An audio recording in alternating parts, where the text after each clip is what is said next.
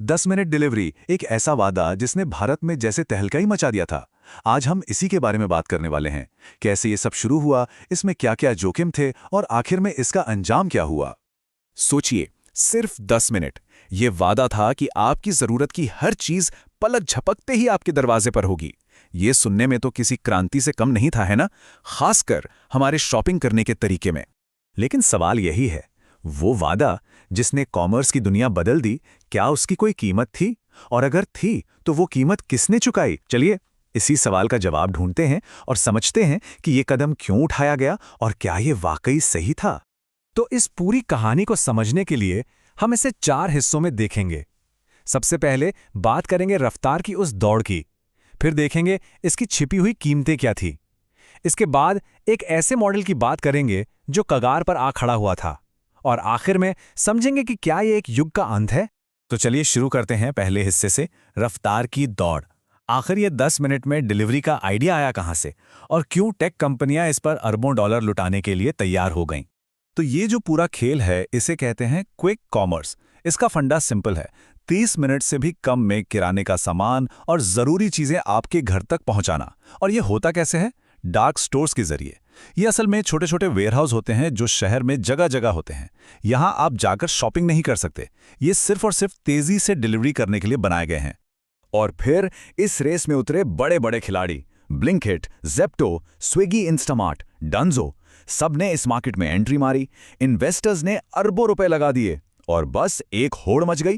कौन सबसे जल्दी डिलीवरी करेगा, कौन मार्केट पर राज करेगा। लेकिन एक मिनट, क्या ये सब टिकाऊ था? मजे की बात यह है कि खुद इंडस्ट्री के बड़े नाम जैसे कि ब्लिंकिट के सीईओ अलबिंदर ढींसा ये मानने लगे थे कि ये मॉडल सिर्फ फंडिंग के दम पर चल रहा है और इसकी भी एक लिमिट है। मतलब ये एक बुलबुला था जो कभी भी फट सकता था। और यहीं से कहानी का दूसरा पहलू शुरू होता है। रफ्तार की इस दौड़ की एक छिपी हुई कीमत भी थी, एक ऐसी कीमत जो इंसानों और हमारी अर्थव्यवस्था दोनों को चुकानी पड़ रही थी। जरा सोचिए उन डिलीवरी राइडर्स के बारे में। उन्हें कर्मचारी नहीं बल्कि इंडिपेंडेंट कॉन्ट्रैक्टर कहा जाता था। इसका मतलब कोई हेल्थ इंश्योरेंस नहीं, कोई पेड छुट्टी नहीं, कोई सोशल सिक्योरिटी नहीं। हर ऑर्डर पर बस कुछ रुपए मिलते थे, कभी कभी तो सिर्फ 25 रुपए, और ऊपर से 10 मिनट में पहुंचने का जबरदस्त प्रेशर। इस चक्कर में एक्सीडेंट्स होते थे और जरा सी भी देर होने पर सिस्टम उन्हें पेनल्टी लगा देता था। नतीजा, गुजारा करने के लिए 14 से 16 घंटे काम करना पड़ता था। इसका असर सिर्फ राइडर्स पर ही नहीं पड़ा, हमारे आसपास की छोटी छोटी किराना दुकानों पर भी इसका बहुत बुरा प्रभाव पड़ा। एक रिपोर्ट के मुताबिक करीब 2 लाख किराना दुकानें बंद हो गईं। सोचिए, 2 लाख!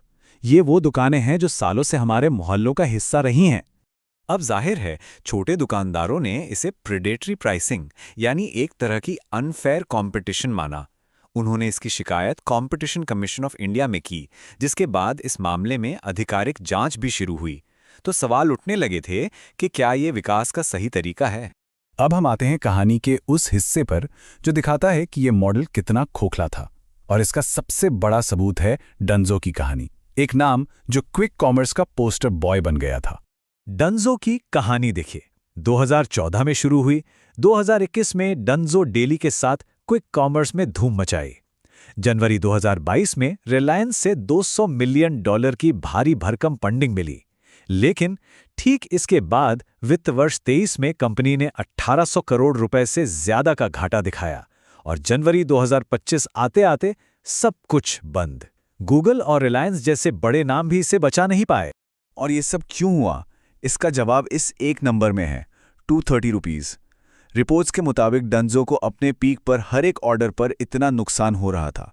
मतलब सीधी सी बात है, जब हर डिलीवरी पर आप पैसे गंवा रहे हो तो ये मॉडल चल ही नहीं सकता, ये तो डूबना ही था। घाटा बढ़ता गया, कर्मचारियों को सैलरी नहीं मिली, फाउंडर्स ने कंपनी छोड़ दी। आखिर में सबसे बड़े इन्वेस्टर रिलायंस ने भी हार मान ली और अपने $200 मिलियन के पूरे इन्वेस्टमेंट को राइट ऑफ कर दिया। डंजो का ये हश्र पूरी इंडस्ट्री के लिए एक बहुत बड़ी चेतावनी थी। तो डंजो के पतन ने एक बात तो साफ कर दी थी कि कुछ तो बदलना होगा, और यहीं से शुरू होता है हमारा आखिरी हिस्सा, एक नए दौर की शुरुआत।